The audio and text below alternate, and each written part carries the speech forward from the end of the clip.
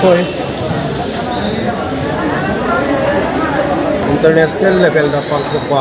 adumba pangan singi cultural convention makhak yawnana bagi damakta Bangladesh ta satnaba Manipur gi pangan singi oiba humna saba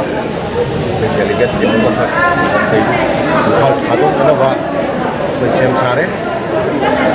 pangthok ka doriba sumba convention ase masi pangan singi akoi puwari ga mari lainaba adumba cultural bonding aduga nungsi sanabagi oiba amasung marup mapangi oiba amatu oiba adugi wakhulon da thimba pangthok ka doriba convention ni sumba convention sida akoi yanana bagi damakta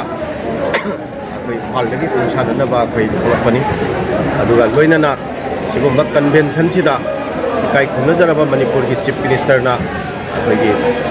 solidarity message amasu akoi pibiri mahana pibirakba adumba message atusu akoi ga loinana yaujari loinana honorable MLA atta samasung honorable MLA sabudina su adugumba akoi solidarity gi message amamam akoi da pibirai loinana adumba message singa atusu akoi ga loinana yaujari loinana asigumba convention asiga loinana akoi gi ai samak akoi award makhak akoi pibinana bagi damakta su akoi angonda invitation pibirai loinana akoi madugi information pibirai loinana sigumba convention asida akoi punamak ki oiba apunba solidarity gi aduma message ama soidana oiragani amasung Manipuri group chapuna makta su achoba message ama